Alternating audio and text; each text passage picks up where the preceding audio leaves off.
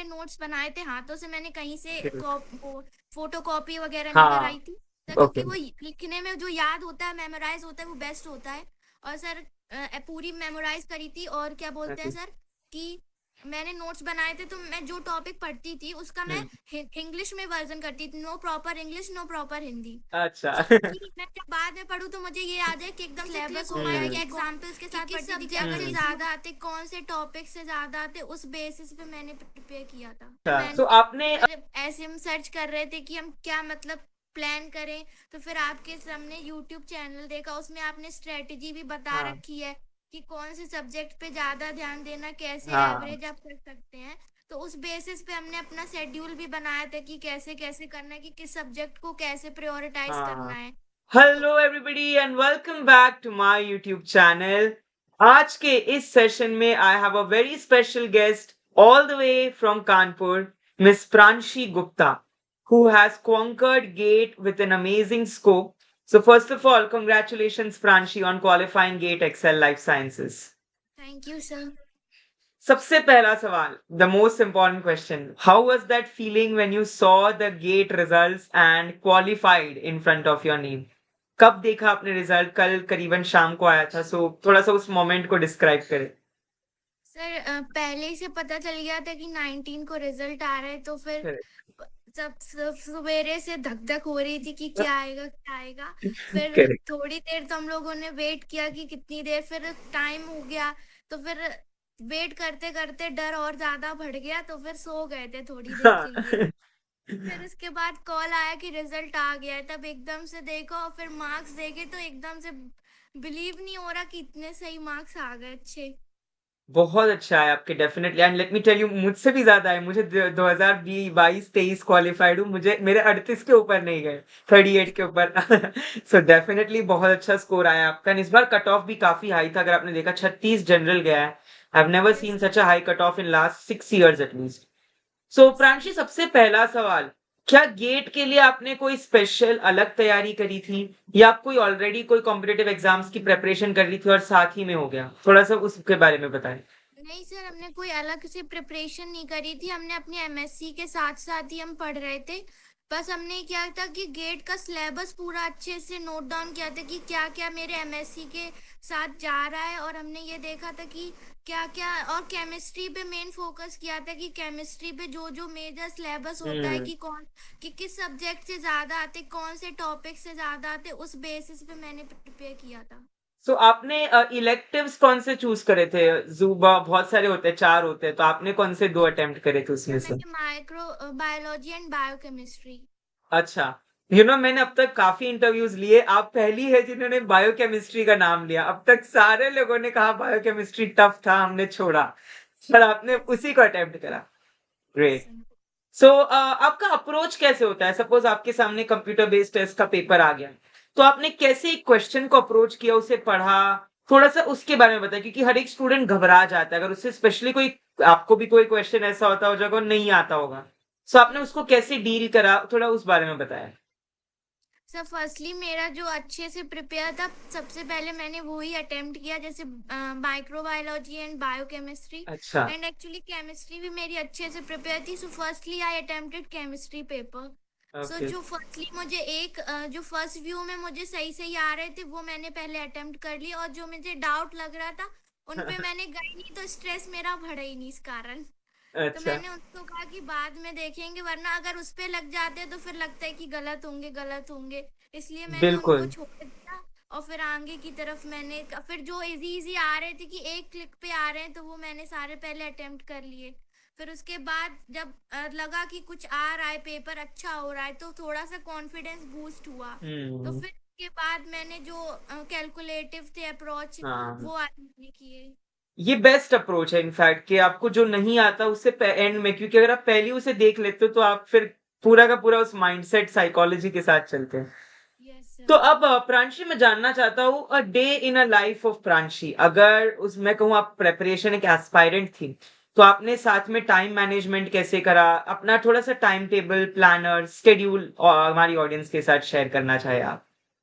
Sir मैंने वही full day study routine ही रहता था। सवेरे 8 बजे से हम 8 बजे उठते थे, तो फिर वही वो फिर वॉक एक्सरसाइज करते थे 5 मिनट, ओके, फिर ग्रेट, कि माइंड थोड़ा सा रिलैक्स हो जाए, फिर गुड। सीधे अपने डेली रूटीन। सबसे पहले हम केमिस्ट्री से स्टार्ट करते थे बिकॉज न्यूमेरिकल होते तो इजी रहता है। Hmm. Then I will go to further studied about my biochemistry and my further syllabus, that learning part. Correct. I go for microbiology and topic wise study. फिर उसके बाद में क्वेश्चंस प्रैक्टिस करते थे, एक एक घंटा हम क्वेश्चन प्रैक्टिस करते, जैसे केमिस्ट्री पढ़ ली फिर उसका ऐसे ही 7 बजे तक यही फॉलो रहता था। बीच में एक एक घंटे के ब्रेक्स लेते थे, घर वालों से बात करते थे। हाँ। उसके बाद वही फिर रूटीन आया, फिर 10 से 12 स्लॉट में पढ़ते थे, फिर 12 बजे सो जाते थे। फिर वही डेली रूटीन, फिर 8 o'clock में उठना, फिर यही फॉलो करते मतलब थे। काफी ज़्यादा प्लान्ड स्ट्रक्चर्ड था कि पता था कि कब ब्रेक लेनी है, पूरा कब आपको। पूरा पूरा ब्रेक, पूरा फुली प्लान स्ट्रक्चर बनाया था। सही है।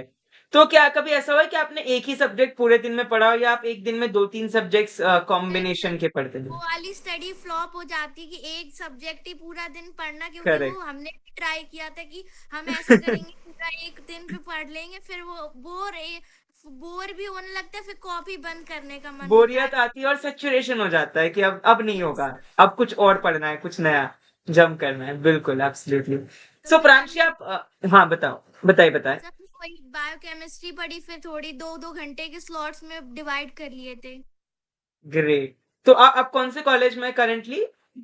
हम छत्रपति साहू जी महाराज यूनिवर्सिटी ओके, अब कानपुर। आगे क्या सोचा है फिर? अब तो गेट निकल गई, तो अब क्या एनआईटी, आईआईटी, आईआईएससी, आईसर, कोई sir most institute? Probably IITs में ही जाने का सोच रहे हैं। बढ़िया, बढ़िया, बढ़िया, वेरी गुड। क्योंकि टायर 1, टायर 2 ये आपको टारगेट करने पे है मेन, तो गेट के लिए टायर 1 और टायर 2 के आईआईटीज, रुड़की, है ना, बॉम्बे, मद्रास, खड़गपुर, ये थोड़े है ज्यादा अच्छे वाले। डेफिनेटली। सो प्रांशी, आप हमसे कैसे जुड़ी, लाइक हमारे चैनल से? थोड़ा सा उस बारे में बताएं। सर आपके चैनल का मैंने वीडियो देखा था, जब हम गेट का आ गया था नोटिफिकेशन प्रिपेयर करने का। तो अच्छा। फिर ऐसे हम सर्च कर रहे थे कि हम क्या मतलब प्लान करें। तो फिर आपके सामने यूट्यूब चैनल देखा, उसमें आपने स्ट्रेटजी भी बता हाँ, रखी है कि कौन से सब्जेक्ट पे ज्यादा ध्यान देना, कैसे हाँ, एवरेज आप कर सकते हैं। तो उस बेसिस पे हमने अपना शेड्यूल भी बनाया था कि कैसे कैसे करना है, कि किस सब्जेक्ट को कैसे प्रायोरिटाइज करना हाँ। है। दैट्स तो ग्रेट कि उससे मतलब हमें काफी हेल्प हुई थी। That is great. तो मतलब आपको एक आइडिया लग गया था कि कैसे कितना वेटेज करना है। आपने एग्जैक्टली अच्छे से उसको प्रॉपर प्लान भी करा। तो ये पूरी आपकी मेहनत है, आपकी लगन है, इनफैक्ट मैं कहूंगा आपके घर वालों की भी। क्योंकि एक एस्पिरेंट की जर्नी में उसकी फैमिली का बहुत बड़ा रोल प्ले होता है। यस क्योंकि वो काफी सपोर्ट करते हैं उनको कि भाई पढ़ रहा है बच्चा, शोर मत करो, बहुत सारी चीजें होती है। करेक्ट। तो सर, डेफिनेटली। मोस्टली सर मम्मा ही बहुत ज्यादा सपोर्टिव होती हैं, क्योंकि हम लोग करेक्ट। दिन भर मम्मा साथ रहते के हैं और ये मम्मा ही लो हमें बच्चा ज्यादा खा लो। देखती हैं। खाना पीना सब छूट जाता है अब जब आप प्रेपरेशन करते हैं। Absolutely Yes, my sir. Dear. So अब प्रांशी, बहुत सारे स्टूडेंट्स होंगे जो इस वीडियो को एज एन इंस्पिरेशन देखेंगे। तो आप उनके Yes. लिए क्या मोटिवेशन या सक्सेस मंत्रा कहेंगी कि जिससे वो पूरे के आग लग जाए उनमें कि भाई हमें भी अब गेट क्रैक करना है? तो कुछ आप उनके लिए मोटिवेशनल वर्ड्स बोलना चाहेंगी बिफोर वी एंड? सर सिर्फ यही मोटिवेशन है कि मतलब कि वो सिर्फ एक अपना कॉलेज जहाँ आपको जाना है उसका एक ड्रीम अपने मैनिफेस्ट कर लो, कि बस मुझे यही जाना, सवेरे उठते ही वो देखो और बस लग जाओ कि आज कि एक ना दिन ऐसा आएगा ही जहाँ मुझे ये कॉलेज मिल रही है। और वो ही एक मोटिवेशन होती है जो आपको पूरे दिन चार्ज रखती है। रात में डाउन हो जाओ, फिर वही सोचो कि अरे, फिर एक तरफ खाली बैठ के कि बस मुझे जाना है, मेरा सिलेक्शन हो ही गया, फिर आपको वो चार्ज कर देगी, और वो ही केवल मोटिवेशन है जो आपको पहुंचा सकती है। करेक्ट। अच्छा, एक सवाल मुझे जस्ट रैंडमली याद आया। बहुत स्टूडेंट्स ये भी पूछते हैं कि सर नोट्स, तो क्या आप नोट्स बनाती थी खुद से या आप कहीं नोट्स पढ़ती थी? और बनाती थी तो कैसे बनाती थी? थोड़ा सा अगर आप कुछ एग्जांपल के साथ बता सके। जैसे आपने कहा सर केमिस्ट्री आपकी स्ट्रांग थी, तो आपने कैसे नोट्स बनाए, नेम रिएक्शंस के वगैरह? थोड़ा उस बारे में बताएं। मैंने सारे पूरे नोट्स बनाए थे हाथों से, मैंने कहीं से वो फोटो कॉपी वगैरह नहीं हाँ। कराई थी। Sir okay. क्योंकि वो लिखने में जो याद होता है, मेमोराइज होता है, वो बेस्ट होता है। और सर पूरी मेमोराइज करी थी, और क्या बोलते हैं ओके। सर कि मैंने नोट्स बनाए थे, तो मैं जो टॉपिक पढ़ती थी उसका मैं हम्म। इंग्लिश में वर्जन करती थी, no proper English, no proper Hindi. अच्छा। सो कि मैं जब बाद में पढ़ूं तो मुझे ये याद है कि एकदम से क्लिक हो माइंड के एग्जाम्पल्स के साथ पढ़ती थी कि अगर ये हम्म। CO2 अगर कोई भी बायोकेमिस्ट्री में कुछ हो रहा है तो वो हाँ। कैसे हो रहा है, तो मैं उसका पूरा एक एग्जाम्पल लिखती थी, ताकि अरे अगर मैं वाह। कई टाइम बाद रिवाइज करूँ तो मुझे ये मत लगे कि मैंने ये पढ़ा ही नहीं है, मतलब भूल गए हम। करेक्ट। बेसिकली हम लोग भूल जाते हैं अगर हम लोग ज्यादा टाइम तक रिवीजन नहीं करें। इसीलिए तो हम ऐसे शॉर्ट शॉर्ट नोट्स बनाते थे कि एक क्लिक आ जाए कि मुझे अच्छा मैंने इसके से ऐसे लिंक करके पढ़ते थे। तो लाइक तो शॉर्ट नोट्स से आपका रिकॉल रिवीजन ग्लिम्स आ जाती थी कि भाई हाँ ये टक टक करके पूरा माइंड मैप बन जाता है। Absolutely. So once again, Pranshi, congratulations. Wishing you great luck for your future ahead. I hope that you go in one of the top NIT, IITs, and you thank achieve have a great success ahead. Thank you so much. You, thank you sir.